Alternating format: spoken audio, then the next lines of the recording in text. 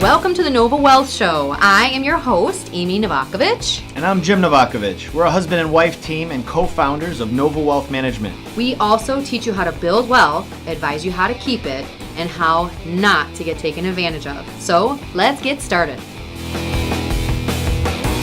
Hey everyone, welcome to the Nova Wealth Show. I am Amy Novakovic, certified financial planner and CEO of Nova Wealth Management. Thanks guys for joining me today. This is the show where we transform your relationship with money. We help you grow and protect all the wealth that we're helping you build. And you know, one of my favorite things to do is interview powerhouse business owners themselves. And I am so excited today because you are going to walk away with specific value on what to do, because he is not just a sales trainer, he's a sales doer. That's one of his quotes on the website, right? See how I did that? I'm going to introduce him, but I'm not going to do him justice. So he'll tell you a little about him and his company. But Steve is an author, Confessions of a Serial Salesman. I think this is backwards, maybe? Nope, perfect. Nope, I see it right. Okay. I didn't know if the writing was backwards. Expert sales trainer, consultant, keynote speaker, and serial entrepreneur. That's the part I really, really love. Steve created On the Ball, a company that invests time and talent in emerging businesses and corporate teams to help them grow. Who doesn't want to grow? His core philosophy is to ignite individuals and their teams by enhancing their awareness about small yet powerful changes they can make instantly sharpen their individual performance. Steve also has 27 core leadership rules of engagement, which I was just looking through again this morning because they're so awesome. Within this book have been developed over decades of corporate and entrepreneurial leadership endeavors. Steve Nudelberg, thank you so much for being here with me today. It is an honor to have you. And I'm thrilled to be here. It was great to meet you about a month ago at when we were over in Naples, and that's how life is. One introduction leads to so much good stuff. I love the world we live in. I know, and it's all meant to be. I was attracted to Steve's energy instantly, and also, as a lot of you know, my partner Mick, both of us just said we gotta talk to that guy further. So we hopped on a call. We learned a lot about you and your story, and just it's amazing who you've worked with too. I want you to talk about definitely who you've worked with, because as you know, we work with athletes and entertainers in addition to business owners. So you cover both of them.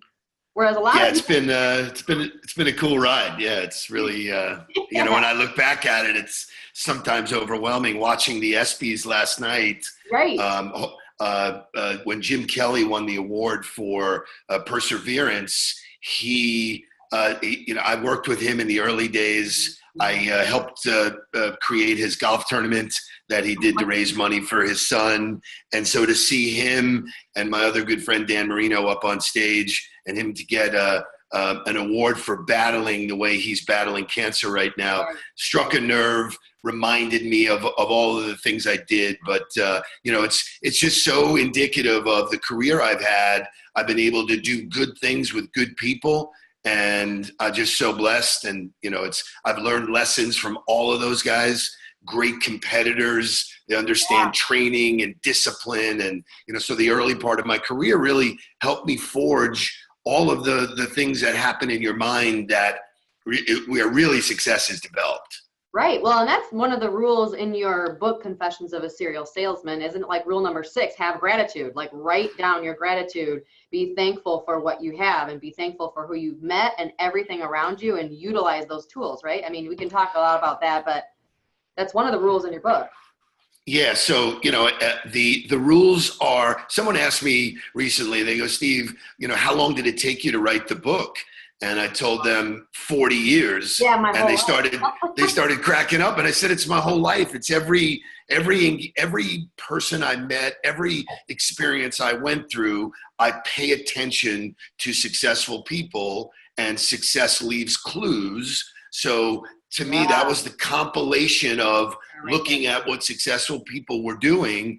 And, you know, when I write about it in the book, I was fortunate enough in an early part of my career to have somebody contact me and want to do a seminar with Tony Robbins. And this was very early on when he was cold calling, had people on the streets cold calling or knocking on doors, trying to fill arenas. And Is so I that got, how he started? Is that really how oh, absolutely. Yeah. They called them field reps who would go out, and that model is actually coming back, where guys would come out, do a free 30-minute seminar talking about what their capabilities were, selling you into a bigger venue. And so when you meet people like Tony Robbins, who is so genuine and so great and legitimately has he cares about the people that come in contact with him, you listen to him, and his stuff was great. And so he validated some of the things that I had heard from other people about gratitude, and, really what a sorrowful life if you don't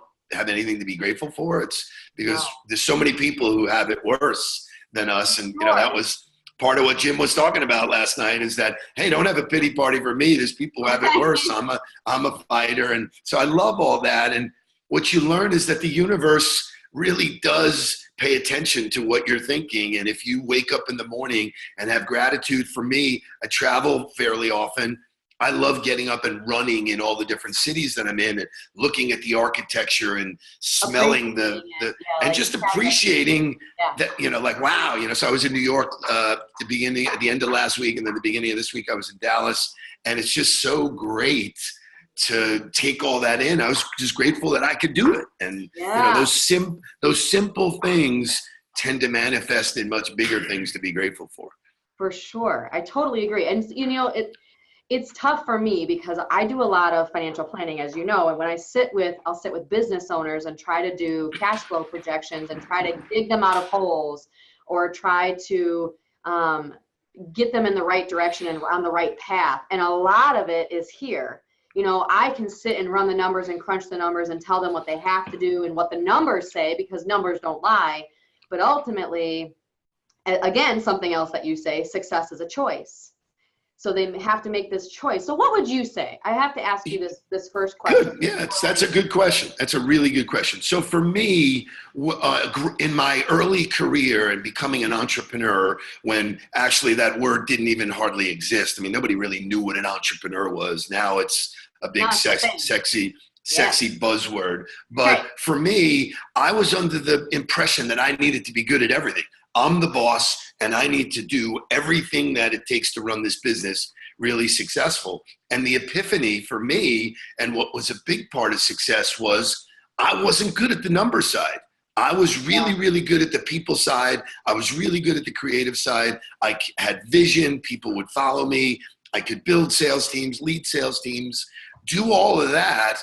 Well, it didn't necessarily mean I needed to be good at running the books and doing cash flow projections and stuff like that. So I surrounded myself with people who could. And how did you do that? Like, tell people, I don't mean to interrupt you, but that's a really good point that you just said right there, though. But like, if you are a struggling business person, right, and you're trying to get everything together, how do you tell them to surround themselves with the right people? That's easier said. So it's interesting. So in a lot of the coaching, this is what do it. Great. I love it. And writing things down is very significant, because scientifically it does put a different picture in your brain. But I do this in a lot of the coaching that I do for individuals and for CEOs. Most businesses, the larger the business gets, they put together a board of directors.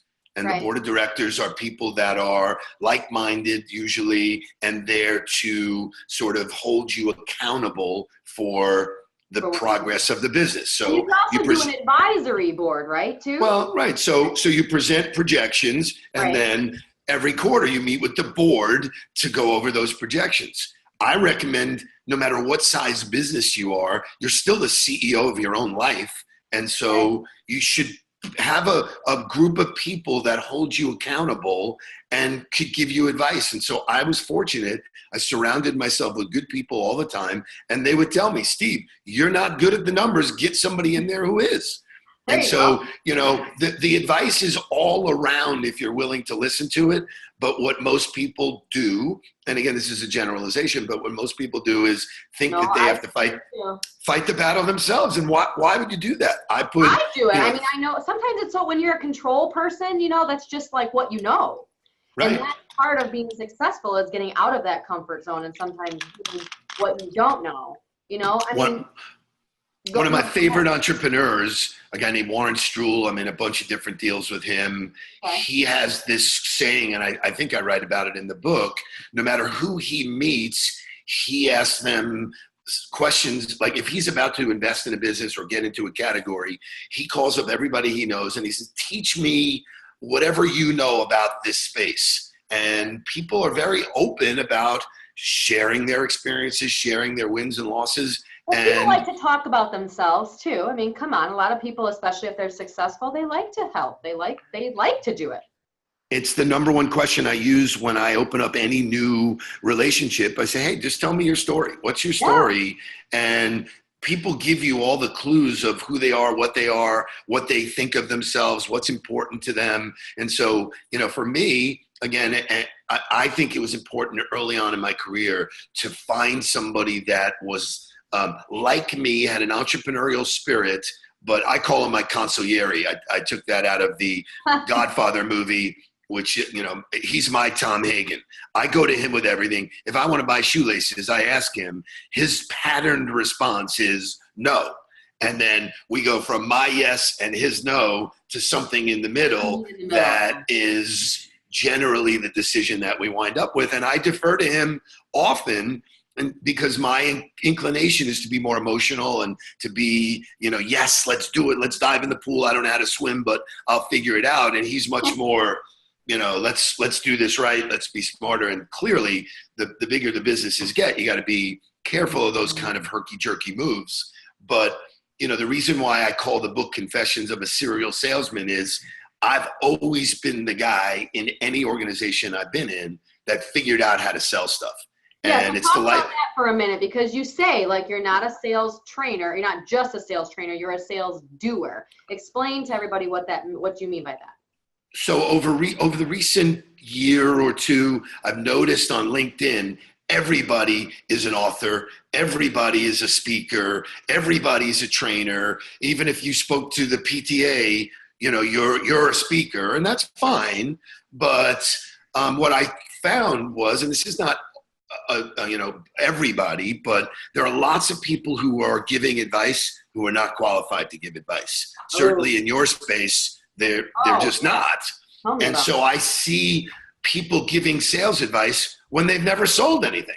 They were trained to talk about the material. And so I wanted to make a clear definition that the majority of my life, and still continues today, I am responsible for driving new revenue. And it's the lifeblood of any new business. And when you're capable of doing that, then you've earned the right to share your opinion. I don't tell people, listen, you have to go by my rules. I'm fortunate that the people who have worked with me in my career have become successful in other careers because there's a process, and my process works. Doesn't mean it's the only process, but when you there's different processes for different businesses, for different clients, right? And different people. My process may not work for other people, but what I will tell you is if you're not happy with the results you're getting in whatever you do, you got to look at the process. You got to reverse engineer it and say, I'm not getting what I want. I got to do something different, because that saying, if you do what you've always done, you're going to get what you always got. That wasn't good enough for me. So for me, I built a process based on all of the intake. I still do that. I still drive revenue every day. I have had big failures. I get up in front of large groups, and one of the first things I tell them is the only reason why I'm qualified to be here is I've failed more than any one of you in the room. And they're like, wow, I never heard that. I go, you know what? I'm capable of getting back up and listening and learning and moving forward with new information. So it doesn't scare me to fail. No. Nobody likes it. But I recently, over the last couple of years, started boxing, and the mental side of boxing taught me so much, because when you get knocked down in boxing, you have 10 seconds to get up. And that's that paradigm for me. And then both of my sons are in college football coaching. They said, Dad, there's a new play every 40 seconds. If you're still thinking about the play before where you dropped the pass or you didn't do this or you didn't do that, you're going to get run over. Analogy. Pay attention to now. What's happening now? You don't have the time to sit around and be like, what did I just do? Oh my gosh. All you have to do is figure out what you're going to do next. That's all So you're I hear this from sales staffs everywhere. I'll go in, I'll start interviewing them, and they'll be telling me a story about a big deal that they lost 2 years ago. And they're caught up in that mindset. And I'm like, hey, guy, man, flush that. Don't talk about it. It's done. Move on, because every time you go back, you've made the climb harder. You know, I've big deals that I've lost. I can look at maybe something I could have done different or not, but it doesn't matter. It didn't happen. Move on. And so you find the most successful people understand failure, understand it's a part of the learning process, and embrace it. And, so what would you say forward. is one of your, let's talk about it for a second, just for the fun of it. Okay. One of your failures. Like, let's go, you know, what did you learn from one of your failures? Let's word it that way. What is one of the things that you learned? Back in the day when we were heavily entrenched in the sports marketing world, okay, we had the opportunity to find a naming rights partner for the building in Sunrise, which is now called the BB&T Center. At that time, it was called the Office Depot Center. We were already doing work for the building, consulting and sponsorship work. And so we got the opportunity for 90 days. We were a small, nimble boutique. They gave us a 90-day shot at finding a naming rights partner. We actually found that partner within the 90 days. I was actually in a different city with the clients, going out to celebrate at night. And the following morning, the Florida Panthers were going to fly in and sign the deal. And I'll give you a scope of the numbers. It was $3 million a year, 10 years. So it was a $30 million deal. And this was years ago, right? This was 10 years ago. Yeah. While we were in the car, I got a call, and my spidey sense went off, and I was like, ooh, you know, and I started hearing, and the sum of the call was that they had decided to go with another naming rights partner based on lots of different variables, but we weren't going to get the deal. And I'm in the car with the client, you know, so the perfect scenario was there was a moment of absolute fear, terror, embarrassment. I felt like, you know, somebody had, you know, sort of ripped my tonsils out. Yeah. I didn't know how to tell the clients, but the takeaway for me was that the client. That's not your fault. Fault has never anything to do with it. It just wasn't going to happen. And so, you know, for me at that point, I had a choice. I could have wallowed in the pity of poor me, this isn't happening, oh my God. Or say, listen, you know, this was never about me. It's never about the clients, but they were committed to spending that money with me to reach an initiative. I better figure out how to spend that money and go find other resources, which we ultimately did. But it was, I think. Did they give you more time, or did you have time left in the 90 days, or? Oh, no. So that deal went off the table. So we lost the deal, but the client, you know, was willing, you know, had an initiative to build a national brand. They had a budget to do it, which were all really good things. Right. So if you zoom out and watch the movie differently, right, I still have a client that wants to do something with a budget. I would take that any day of the week. Right. But I think, you know, salespeople especially tend to make it all about them. And, you know, and it was embarrassing, man. I basically spent all that commission money. Right. It was like, I had told everybody, I was so excited. You should have known me. See, we should have known each other 10 years ago. Right. So, you know, that's one of the things about salespeople is that they are emotional. So we celebrate the highs, and we, you know, the lows are low. Yeah. So tell me about one of the highs. Like, I mean, I have such a hard time with marketing. Like, I mean, and so we've had a lot of highs, and the highs get dampered down by all your, I don't want to call them failures, but I want to maybe frustrations, or, you know, because I have a hard time with marketing. You being an ads and owning an ad agency at one time, like I struggle because I'm about the numbers and I'm about helping people. So when I go to do marketing, how can I really get my message out anyways? Like, I almost get to that point where I'm like, forget it, because I can't say everything that I want to say and in a little ad or in a little 60-second thing or whatever, you know, I get frustrated. So then all my highs, all my successes, you know, are it's almost like your success becomes, well, that's what you expect, you know? So the sales and marketing world has changed radically. I think it's one of the reasons that my training and speaking engagements are coming at such a rapid pace,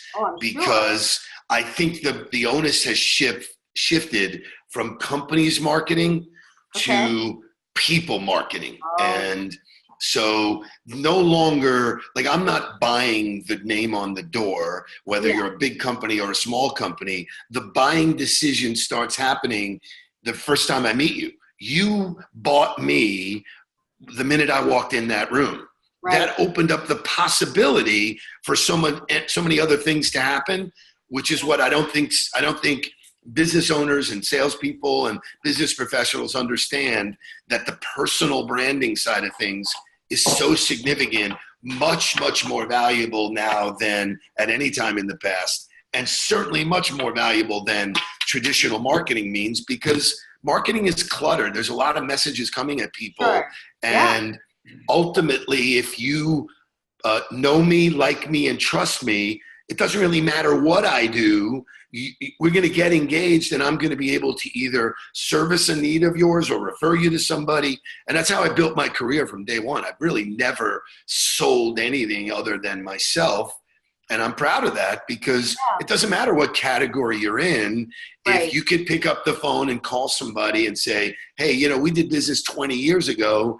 I have something new I want to show you. You did something right back then. Because, and so the world has shifted from a transactional mentality to a relationship mentality. And what people are going to need to figure out is that there is a recipe to building good relationships. And I would liken it to, if I gave you all the ingredients to bake a great cake, the best ingredients, we flew all over the world and found the best, it would still take the time that you have to put it in the oven to bake the cake. That you cannot change. And that's the paradigm shift with relationships. It takes time. There's no quick fix. There's no easy, I'm going to do this. And so if you build it one person at a time and you do it every single day consistently in a process, which is what I've done and what I teach people, the results come to you. You don't have to go get them. Ooh, that's powerful. Results come to you. You don't have to go get them. See,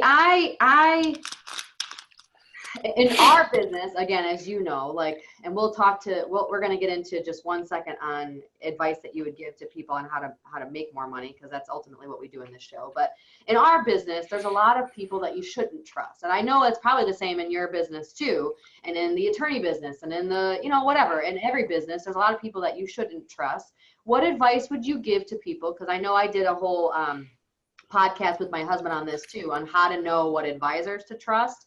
I'm going to ask you the same questions. How would you know in your business who to trust and who not to trust? Who will really help your business and who won't?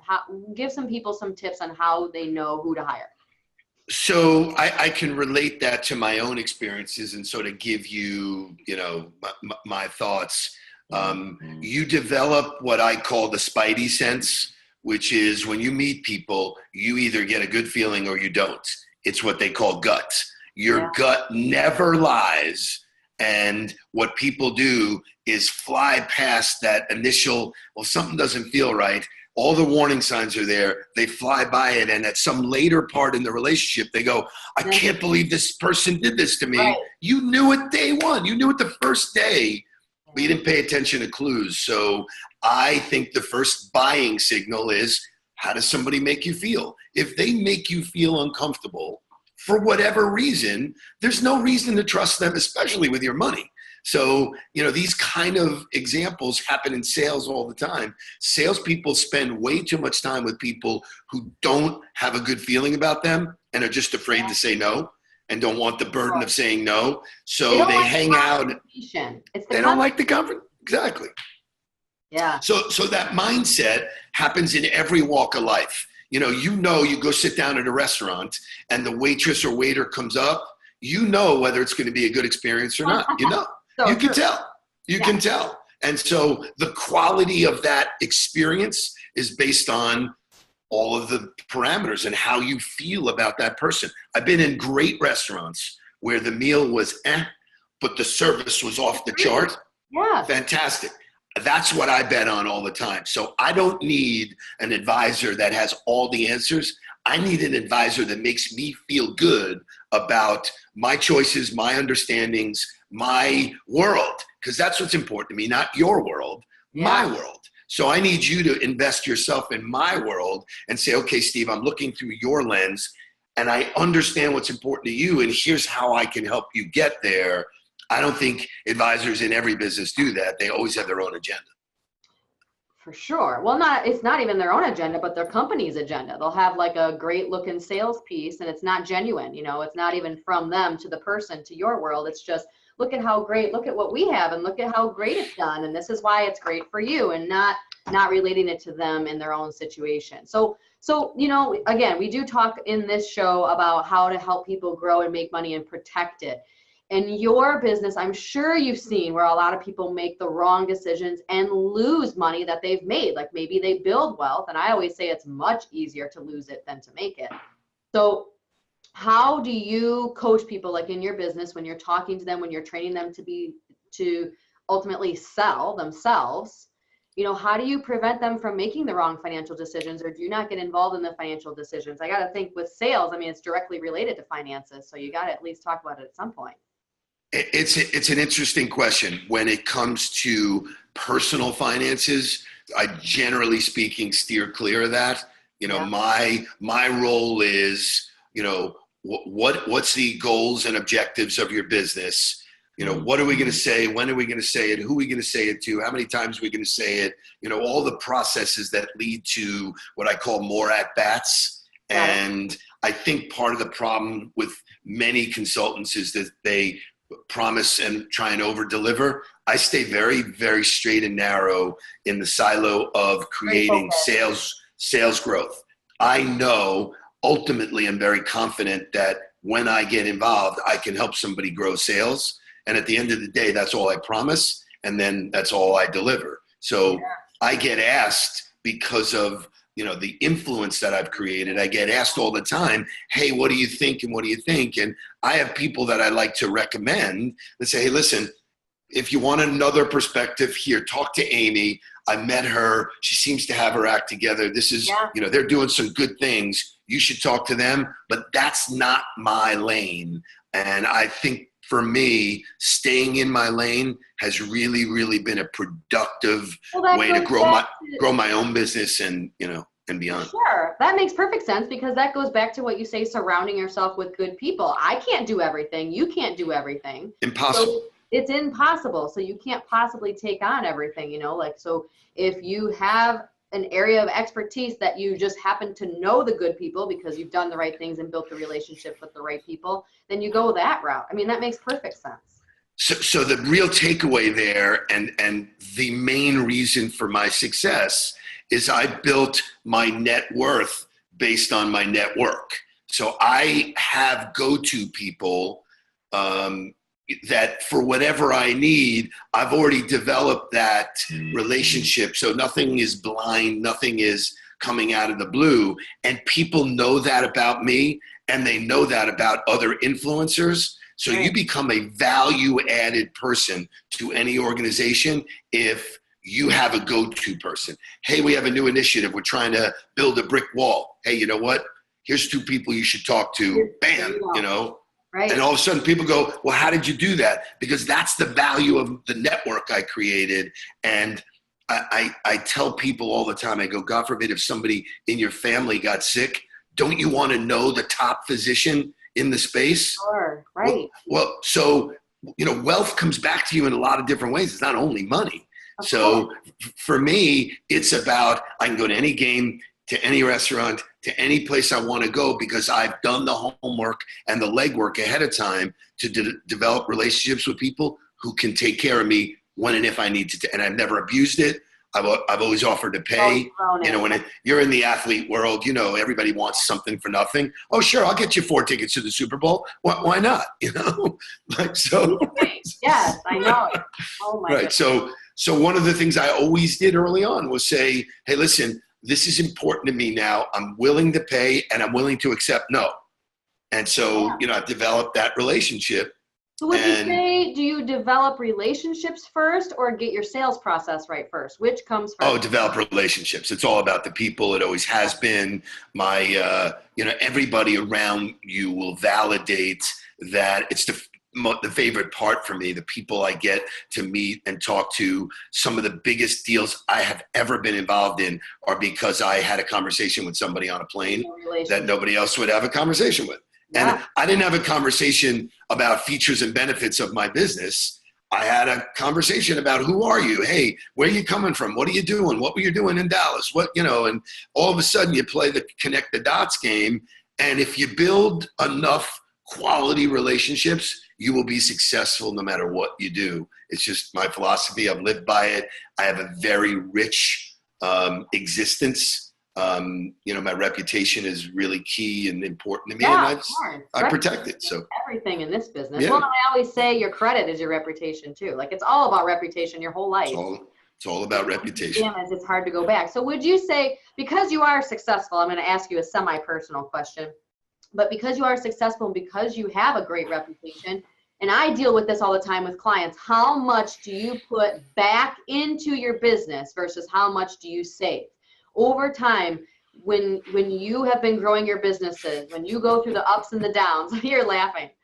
How much do you put back into your business, into yourself versus into your later self, saving? Because I deal with that on a daily basis with the athletes. I mean, come on.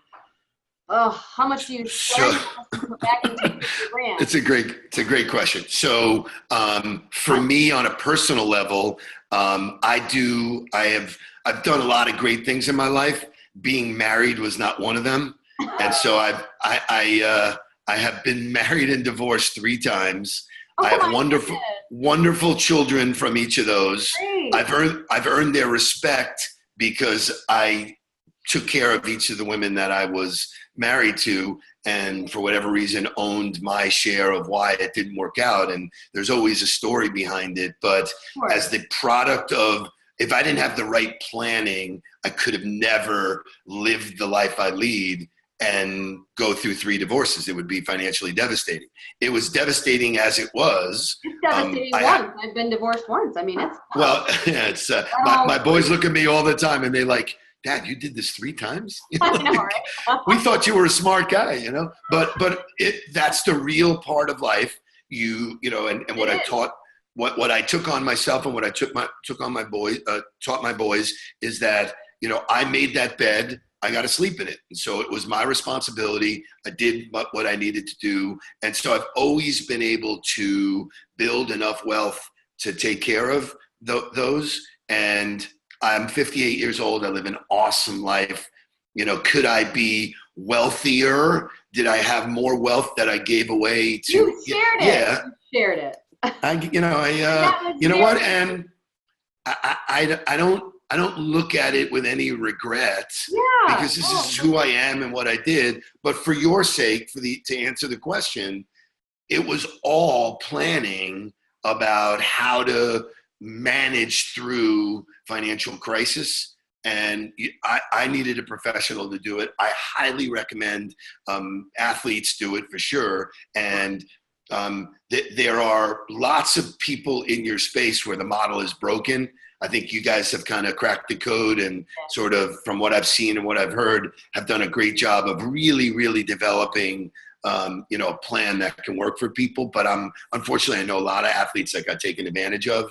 And it's so easy for them to happen because it's new ground and they unfortunately just don't know the terrain, as I didn't. You get into some high level examples and it's hard to maneuver.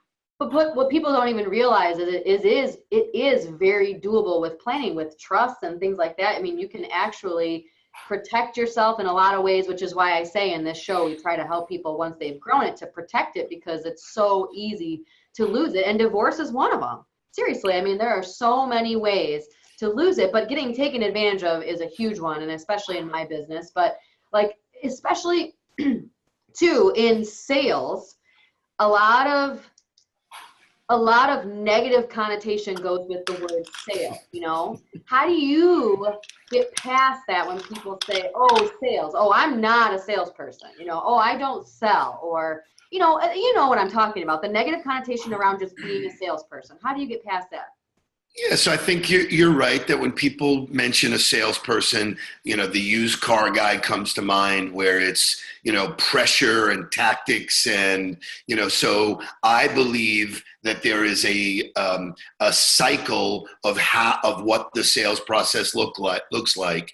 The Okay. first part is building rapport, and when I train people, I ask them, at what point do you leave the building rapport section?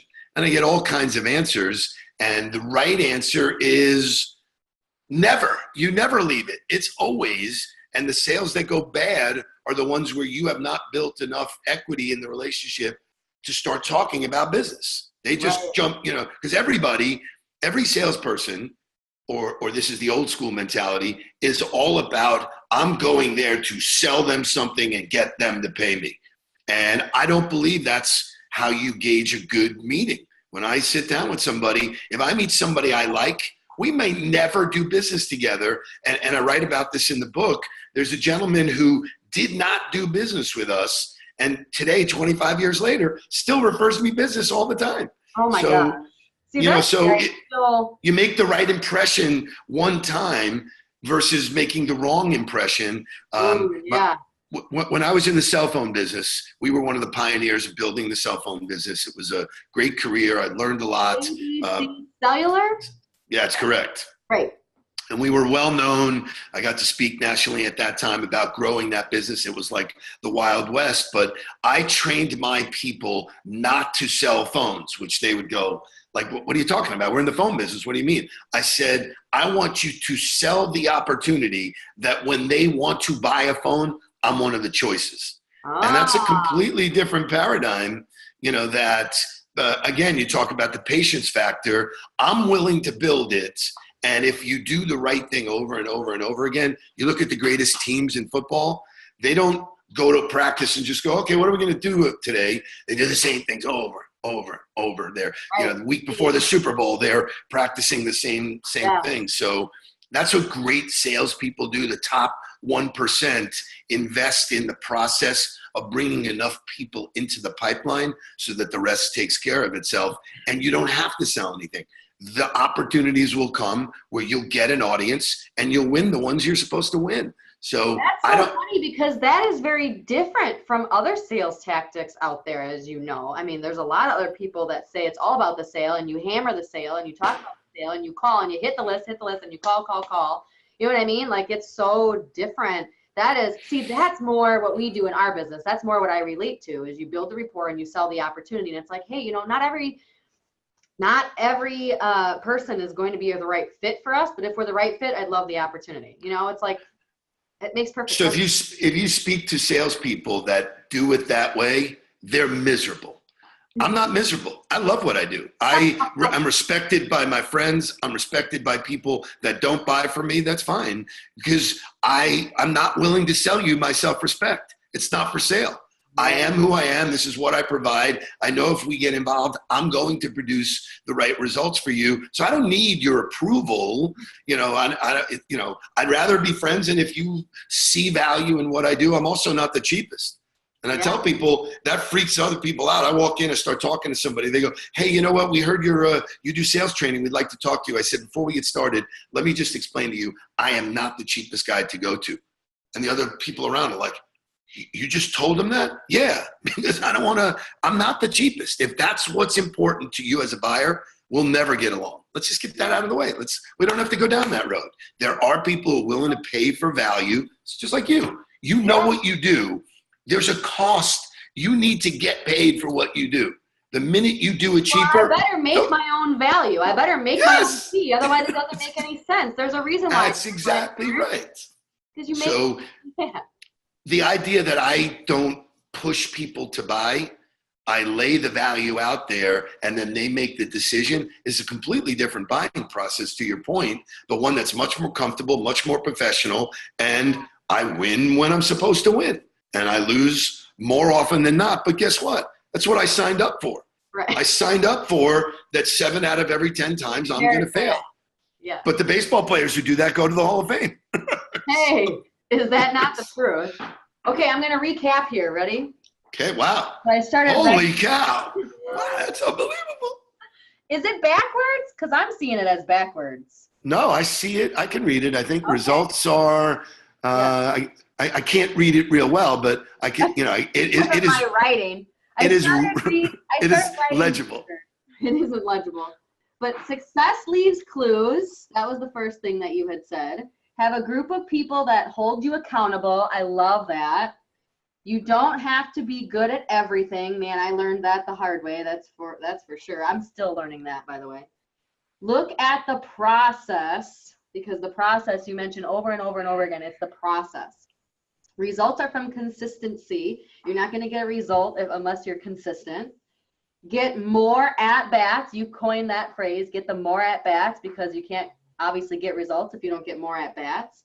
And build your net worth based on your network. This was another note I started writing, but I messed up. So that's awesome. I said all that? Wow. Yes. I must be somebody. And what I normally do too, Steve, I normally, after this is over, I'll do like a 90-second YouTube video, and I'll just post a summary of like all those points, and I'll blast it out on YouTube. And that way people don't have to watch like the full 40 minutes. If they've got 2 seconds, I just go over it in 90 seconds and summarize it. That way they definitely get the exposure either way. And I am happy to share that through my social media universe, which, as you probably have told, can see, is fairly robust. I mean, we're Why don't you tell people how to find you on social media? Can you tell me that? Yeah, so interestingly enough, I was born with this last name, Nudelberg, and as a kid, that was really hard, but it is such a great brand. There are people who legitimately stop me and go, wow, I love your last name. So Nudelberg is the brand. It's everywhere that Nudelberg you can go. Website, Nudelberg.com. Everything is Nudelberg.com, at Nudelberg on Twitter. LinkedIn is, Steve Nudelberg, Facebook, so if you search Nudelberg, I'm going to pop up everywhere. I have a YouTube channel. I give a lot of free content. I'm constantly delivering content because I can and I want to, because rule number 27 in the book, and probably the most significant one, is I believe that you give to the universe and then the universe gives back. And so it happens to me my whole life. And so I'm a giver. I give. I want people to reach out and ask me questions. I do lots of mentoring. I'm involved in junior achievement, coaching young teenage entrepreneurs, which is so inspiring, and helping them, realize some of them, look at some of the mistakes I made that they don't have to make. So it's just great. And then, so anybody who watches me, follows me, I make it very easy for you to connect with me. I do it all myself. I'm happy to connect myself. It's not a robot or a GoBot or what they call it. And so I invest in the people. There you go. Oh my goodness. Thank you so much for being here. I appreciate it so much. Again, I'm going to post a lot of the things that Steve said on our YouTube channel in a quick little video, but man, share this out if you find it valuable. We appreciate you so much, Steve, being here. And I've learned a lot just listening to you in the last, whatever it's been, half hour, 35 How about that? Thank you so much. And again, we'll have to do this again sometime. I hope so. And I hope so, like we had talked to you and me and Mick about getting together. I'd love to collaborate and see what we could do together. Let's do that. Thank you so much. See you.